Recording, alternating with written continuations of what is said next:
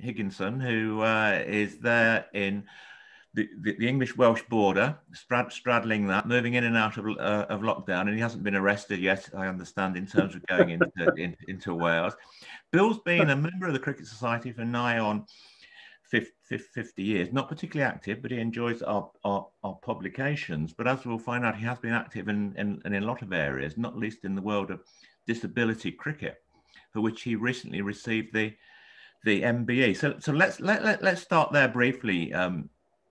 Bill, you've got the MBE. How did you hear about that, and how did you feel about it? Well, very exciting times. Obviously, turn the clock back to May, and a letter came from the Cabinet Office, basically saying you'd been nominated, and were you fortunate enough to be accepted? Would you be willing to receive it? So, of course, the letter went back very quickly. Oh, yes, please, because it was exciting, obviously.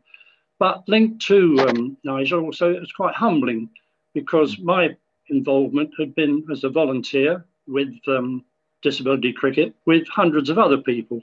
And there's always in these cases, there's so many other people who have put in hours and hours of work. But no, very, very exciting moment.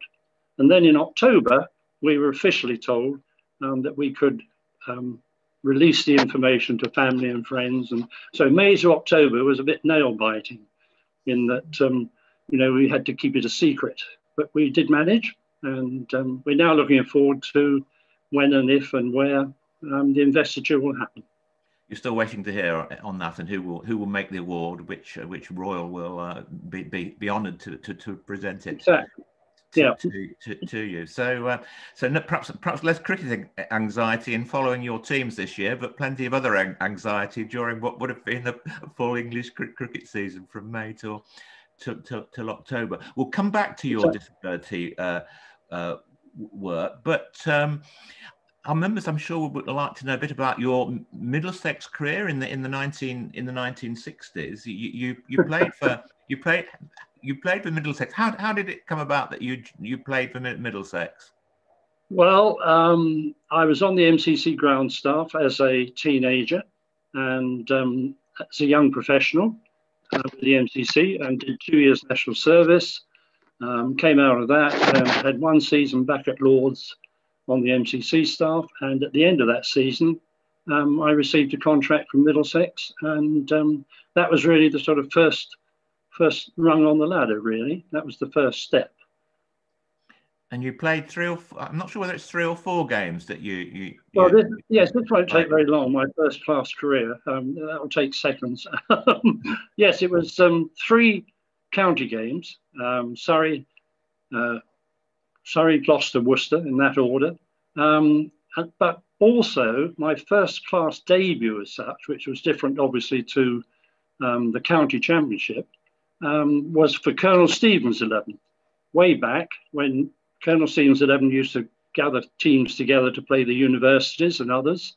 And 4 of us from Lord's went down to bolster up Colonel Stevens 11 against Cambridge University. And that was really my first class debut, so to speak. And I modestly will add that I made 20, and Sir Leonard Hutton, who I batted above, made 0. That's a great story. Who else did you play with in those days from the Middlesex? Well, it was. I played over 150 games for the Middlesex club, but not in the first 11. What people don't realise, because it got and still gets very, very little publicity and exposure, is that the second 11 county teams play in championship all the summer through normally. And I mean, my career was really in second 11 county second 11 cricket, hoping and praying that there'd be a chance to get a moment to play again in the first 11. But that never came about. Mainly, I would, on reflection, is because there were so many good cricketers around, much better than myself. My first class debut at the Oval, I mean, there were 14 England players in the between the 2 teams. And I still look at the scorecard nowadays and I sort of think, oh, gosh, what was I doing amongst that lot? Barrington, Stewart, May, Sweatman, Loader, Locke, people like that, the two Bedses. And then Middlesex, we had, well, that was 8 in the Surrey team. Then we had 6, Parfitt, Murray, Moss, John Moore, Eric Russell, so 14 players. And then, I was one of the other making up the number. And of those players you played with or were near to playing with at the time, who do you particularly rate highly, either as a player or as a person? Oh, how? Well, that's a confession now.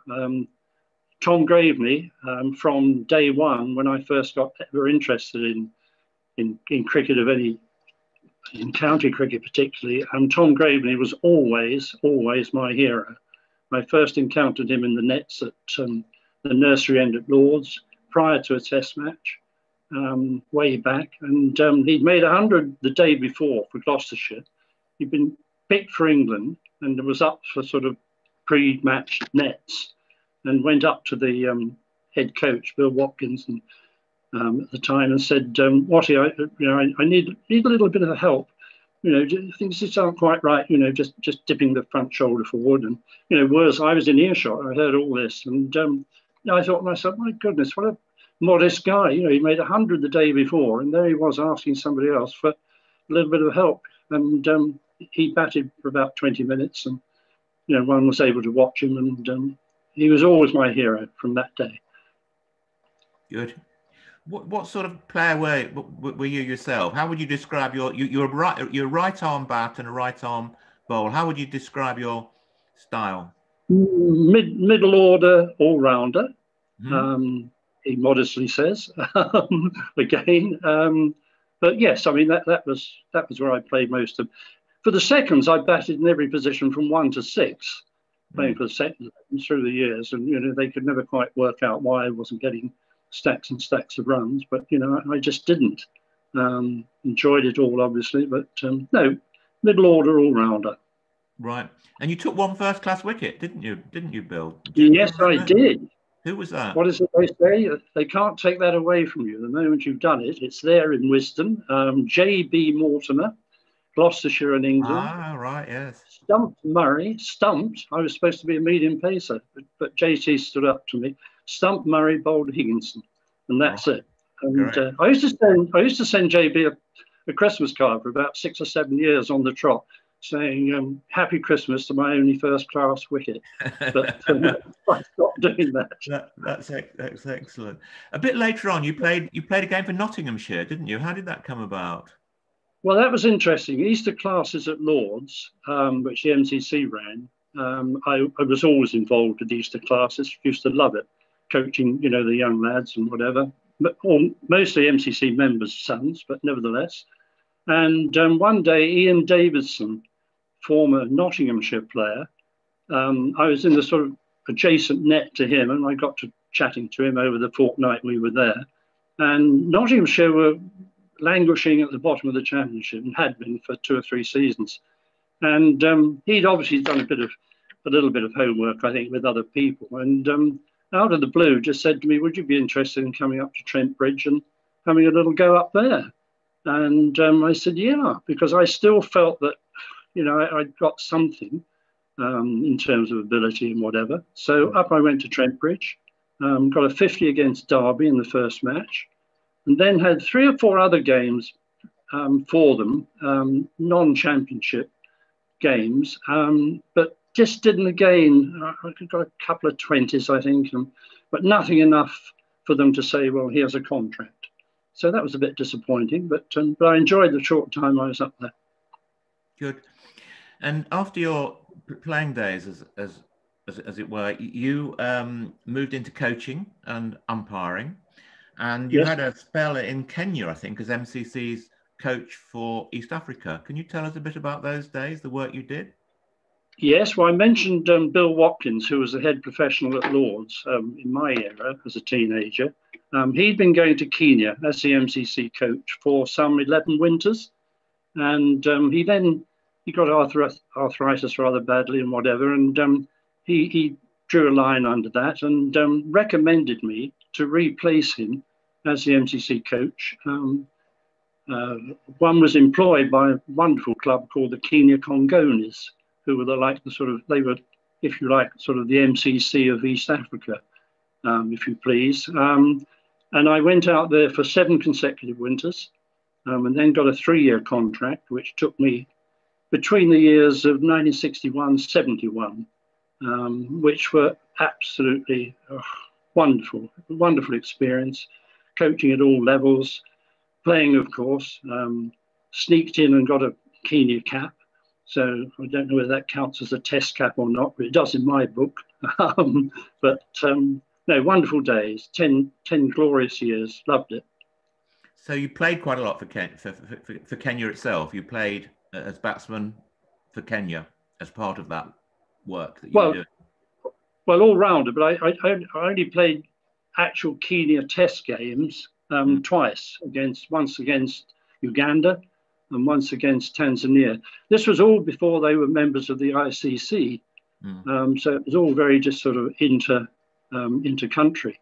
Zambia was included as well. I used to go down there coaching, but I coached all over the four territories, which and it was the coaching which I really loved. Yeah. Have you been back there recently? Do you keep in touch at all? No, never been back. No, my son did honeymoon there years after I'd finished, but no, that's the nearest. No, I'm not sure I want to go back because I've got so many wonderful memories of as it was.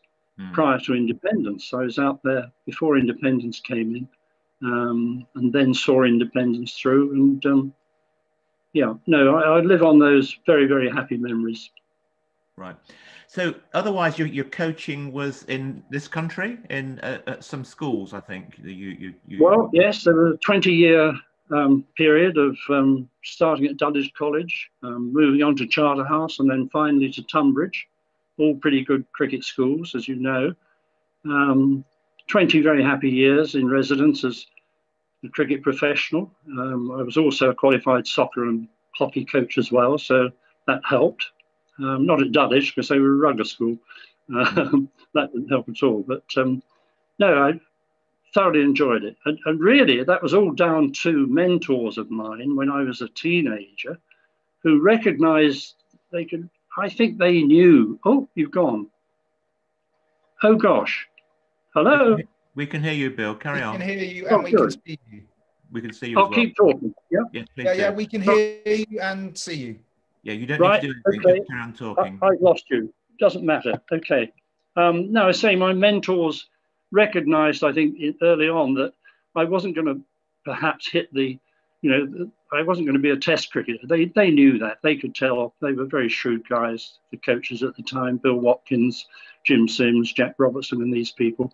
And I was encouraged to take the coaching route. And I became the youngest ever MCC advanced coach. That was the highest sort of coaching award at the time, at the age of 20. And that stood me in good stead because I loved coaching. I loved working with young players. And that really led me to, as I say, to the 3 public schools that I was very, very fortunate to work at. Okay. Thank you.